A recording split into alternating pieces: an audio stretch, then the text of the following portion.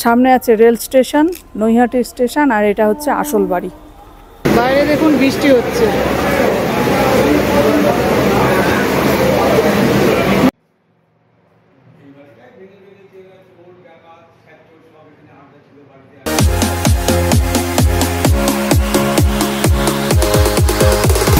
Welcome বন্ধুরা, আরও একটি নতুন দিনের সূচনায় আরও একটি নতুন ভিডিও শুরু করছি। আপনারা দেখছেন বাইকার ব্লগার কাপল চ্যানেল, আর আমাদের চ্যানেলে আপনাদের সবাইকে স্বাগত। তো আমরা আজকে বেরিয়ে পড়েছি। আমরা আজকে কোথায় যাচ্ছি পুরোটা শেয়ার করব, দেখতে ইনফরমেটিভ ভিডিও হচ্ছে একটা। এই ভিডিওটা আপনারা দেখতে থাকুন, খুব ভালো লাগবে, কিছু ইতিহাস জানা যাবে। ভালো লাগলে লাইক করবেন, শেয়ার করবেন, আর আমাদের চ্যানেলটাকে সাবস্ক্রাইব করবেন, বেলটাকে প্রেস করে দেবেন নতুন ভিডিওর নোটিফিকেশন আসার জন্য। আমরা এখন দাঁড়িয়ে আছি কোন জায়গাটায় একটু বলো তো? আমরা এখন এই মুহূর্তে দাঁড়িয়ে আছি কল্যাণী হাইওয়ের উপর।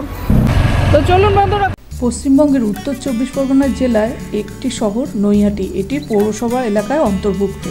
ঐতিহ্যবাহী এই শহর বন্দে মাতরম গানের রচয়িতা বঙ্কিমচন্দ্র চট্টোপাধ্যায়ের জন্মস্থল। হরিপ্রসাদ শাস্ত্রী, সাহিত্যিক সমরেশ বসু, বিখ্যাত রাসায়নিকবিদ দেবাশিস মুখার্জির মতো ব্যক্তিত্বদের এই শহরে জন্মস্থান। রেল ও সড়ক পথের দ্বারা যুক্ত কলকাতার সঙ্গে এই শহর। 2 লক্ষের বেশি মানুষ এই শহরে বসবাস করেন।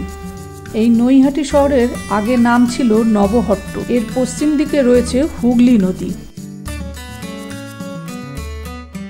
কলকাতা থেকে 24 মাইল দূরে নৈহাটি সংস্কৃত চর্চার কেন্দ্রবিন্দু ছিল এক সময়। নৈহাটিতে কুমোরপাড়ার কালীবাড়ি মন্দির, কাঁঠালপাড়ায় বুড়ো শিবের মন্দির ও শীতলা মন্দির, বৈদিকপাড়ায় শ্যামসুন্দর কালী মন্দির, গাজনের মেলা বসে। তাছাড়া বিভিন্ন দেবদেবীর পূজাও এখানে হয়ে থাকে। উত্তর 24 পরগনায় জাগ্রত কালী মন্দিরের মধ্যে অন্যতম একটি বড়মার মন্দির এখানে রয়েছে, যেখানে প্রত্যেক দিন শয়ে শয়ে লোক আসে এই বড় মায়ের মন্দিরে পুজো দিতে। আজকে আমরা যাচ্ছি নৈহাটির কাঁঠালপাড়ায় সাহিত্য সম্রাট বঙ্কিমচন্দ্র চট্টোপাধ্যায়ের বাড়িতে। তাহলে বন্ধুরা চলুন ভিডিওটা শুরু করি।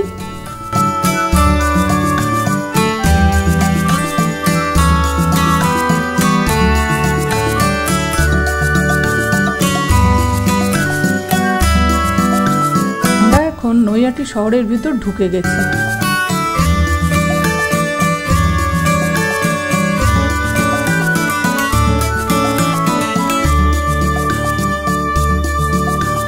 বন্ধুরা, আমরা এসে গেছি সাহিত্য সম্রাট বঙ্কিমচন্দ্র চট্টোপাধ্যায়ের বাড়ির সামনে।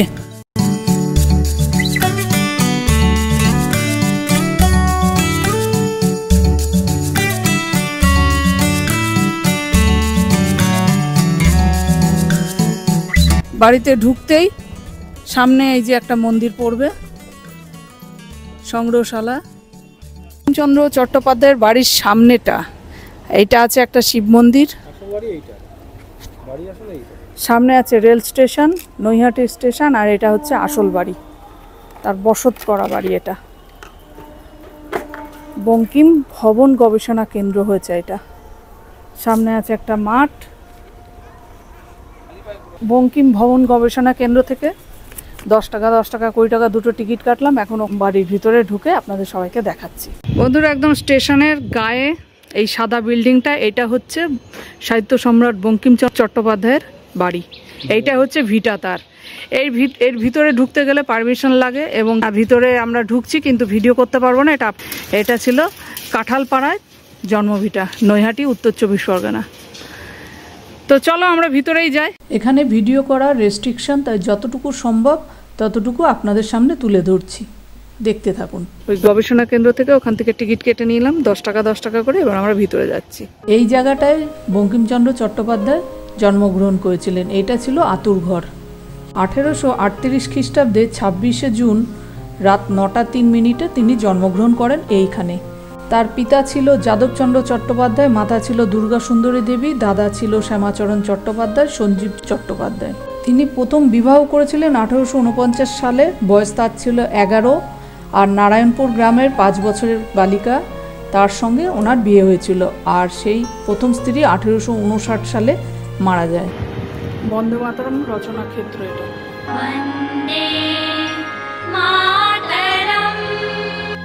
বঙ্গদর্শনের প্রতিষ্ঠাতা ছিলেন, বাংলা সাহিত্যের সম্রাট হিসাবে পরিচিত ছিলেন। 1882 খ্রিস্টাব্দে আনন্দমঠ লেখেন। এই উপন্যাসে বন্দে মাতরম গান উল্লেখ করেন। রবীন্দ্রনাথ ঠাকুর সুর দেন ও গেয়ে শোনান। 19 শতকের বিশিষ্ট বাঙালি উপন্যাসিক বাংলা গদ্য ও উপন্যাসে বিকাশের জন্য বাংলা সাহিত্যের ইতিহাসে অমরত্ব লাভ করেছিলেন। এই বাড়ির প্রতিটি ইটের সাক্ষী রয়েছে আনন্দমঠ ও কপালকুণ্ডলার ইতিকথা। 1960 সালে জুন মাসে হালিশহরের বিখ্যাত চৌধুরী পরিবারের কন্যা রাজলক্ষ্মী দেবীর সঙ্গে তার বিবাহ হয়। এই পরিবারের মহান উৎসব রথোৎসব। রথটি নিম কাঠের কাঠ দিয়ে তৈরি। তার দাদা শ্যামাচরণ চট্টোপাধ্যায় এই রথ উৎসবটি তার মাতা দুর্গা সুন্দরী দেবীর উদ্দেশ্যে উৎসর্গ করেন।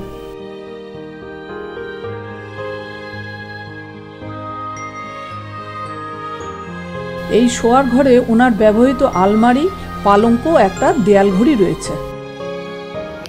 এই হচ্ছে বন্ধুরা সাহিত্য সম্রাট বঙ্কিমচন্দ্র চট্টোপাধ্যায়ের বাড়ি। আমরা ভিতরটা দেখে এখন আমরা এখান থেকে বেরিয়ে যাচ্ছি। এই জিনিসটাকে বলে গাড়ি বারান্দা।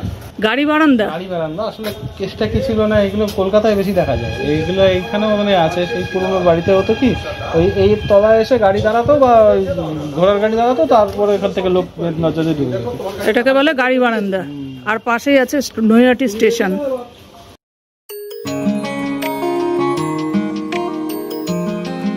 ওই সামনে স্টেশনের লাগোয়া, গায়ে লাগোয়া এই সাদা বাড়িটা, এটা হচ্ছে সাহিত্য সম্রাট বঙ্কিমচন্দ্র চট্টোপাধ্যায়ের বাড়ি। আমরা এখান থেকে বেরিয়ে যাচ্ছি।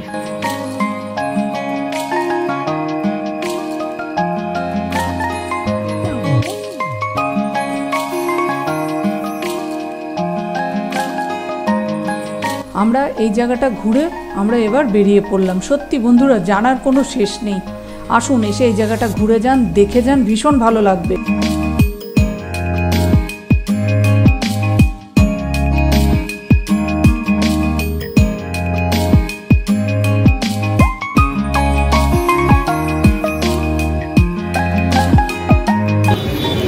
বৃষ্টি আসছে তাই আমরা একটা ফ্লাইওভারের নিচে দাঁড়ালাম।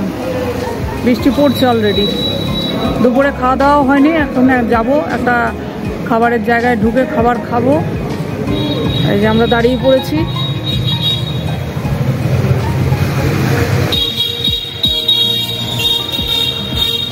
সবাই দাঁড়িয়ে পড়েছে, বৃষ্টি হচ্ছে।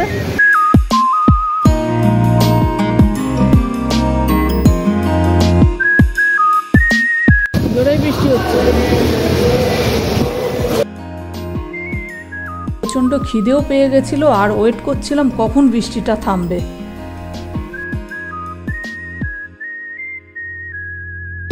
বৃষ্টিতে একদম রাস্তা ভিজে গেছে। আমরা ভিজিনি, আমরা ফ্লাইওভারের নিচে ছিলাম। এখন আমরা বাড়ির দিকে যাচ্ছি।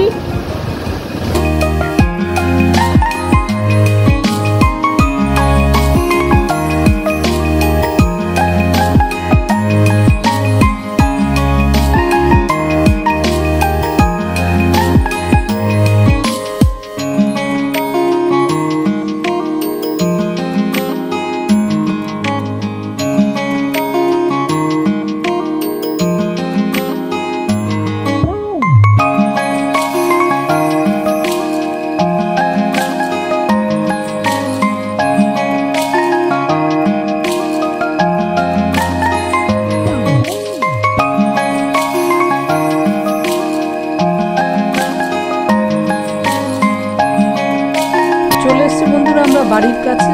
এবার আমরা একটা ধাবার দিকে যাচ্ছি।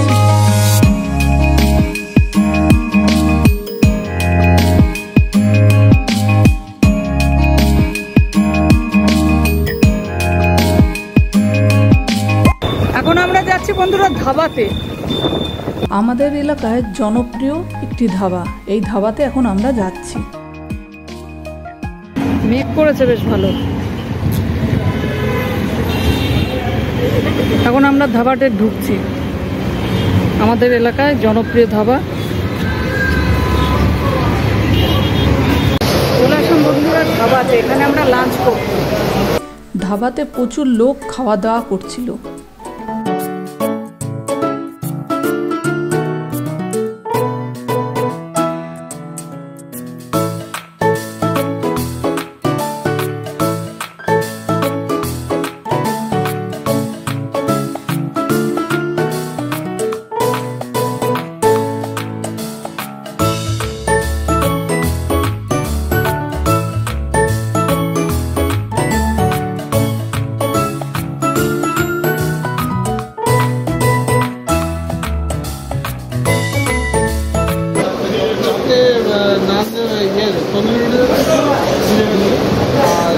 মটন কষা, একটা মটন কষা, তন্দুরি কষা। ওই কষায় যেন আলাদা করে লঙ্কা টঙ্কা না দেয়, মটন কষা আলাদা করে লঙ্কা যেন না দেয়। বাইরে বৃষ্টি পড়ছে আর ধাবাতে বসে খাওয়া কেমন? মজা মজা, হেভি মজার মজা। চলে এসছে আমাদের তন্দুরি রুটি, মাটন কষা, আমরা এটা লাঞ্চ করছি। এখন এত খিদে পেয়ে গেছে, খাওয়া শুরু করে দিয়েছে রায়বাবু। সেই টেস্ট। বন্ধুরা, ভিডিওটা এখানে শেষ করছি। ভিডিওটা দেখে ভালো লাগলে লাইক করবেন, শেয়ার করবেন, আর আমাদের চ্যানেলটাকে সাবস্ক্রাইব করবেন, বেলটাকে প্রেস করে দেবেন নতুন ভিডিওর নোটিফিকেশান আসার জন্য। দেখতে থাকুন, সঙ্গে থাকুন। বাইকার ব্লগার কাপল, আপনারা ভালো থাকুন, সুস্থ থাকুন। দেখা হবে পরের ভিডিওতে। টাটা।